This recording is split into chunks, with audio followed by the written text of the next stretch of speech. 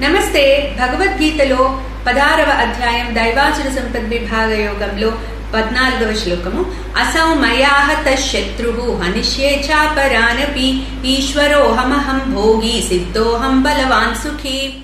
So భగవానుడు ఇక్కడ ఈ ఆసురి భావనలు కలిగిన ఆసురి గుణాలు కలిగిన వాళ్ళ గురించి చెప్తున్నారు. సో ఇప్పుడు ఇక్కడ ముందు శ్లోకంలో వాళ్ళు ఎక్కువ ధనం కూడబెట్టే పనిలో ఉంటారు. సో ఇవాళ ఎంత ఉంది, రేపు ఎంత ఉంది, నేను ఇంకా ఎంత కూడబెట్టాలి, ఈ ఆలోచనల్లోనే ఎక్కువ ఉంటారు. వాళ్ళ జీవితాంతం చింతలతోనే ఉంటారు మరణించేదాకా కూడా అని చెప్పారు ముందు శ్లోకాల్లో. సో ఇప్పుడు ఏమంటున్నారంటే అసౌమయ హత శత్రుః హనిష్యే చాపరానపి.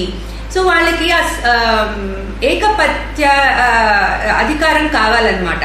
సో అటువంటి వాళ్ళు ఏంటి, వాళ్ళకి అడ్డొచ్చిన వాళ్ళ ప్రత్యర్థుల్ని తొలగించుకుంటూ వెళ్ళిపోతూ ఉంటారు. So to be always on the top level. అందుకని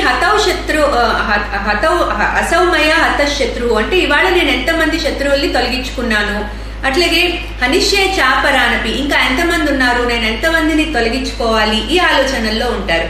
తర్వాత ఈశ్వరోహం, నేను ఈశ్వర అని వాడారు అంటే నేను సర్వసమర్థుణ్ణి, I can do anything, I'm at the top level అన్న భావనలో ఉంటారు. ఈశ్వరోహం అహం భోగి, నా దగ్గర అన్ని సుఖాలు ఉన్నాయి, నేను అన్ని అనుభవిస్తున్నాను అనే భావనలో ఉంటారు. సో దానివల్ల పొగరు గర్వం ఇవన్నీ ఉంటాయి ఇంటర్నల్ గా. వాళ్ళకి పైకి మాత్రం నటిస్తూ ఉంటారు చక్కగా సత్ప్రవర్తన ఉన్నట్టుగా.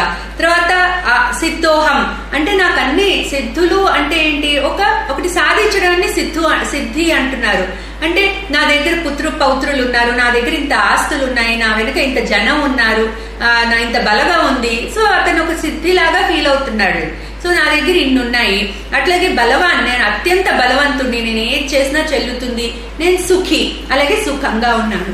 సో ఈ రకమైన ఆలోచనలతో వాళ్ళు ఏకపత్యాధికారాన్ని మెయింటైన్ చేసుకుంటూ ఉంటారు. సో ఇది కూడా ఒక ఆసురీ గుణం అని చెప్తున్నారు భగవానుడు. ఇది we should be careful with our ప్రవర్తనల్లో. మనం చేసేటప్పుడు ఎట్లా ఉంది, మనం ఏం చేస్తున్నామని మనం ఈ ఆలోచన ఉంటే మనలో సత్ప్రవర్తన ఆటోమేటిక్ గా వస్తుంది. క్లీన్ కృష్ణాయ నమః.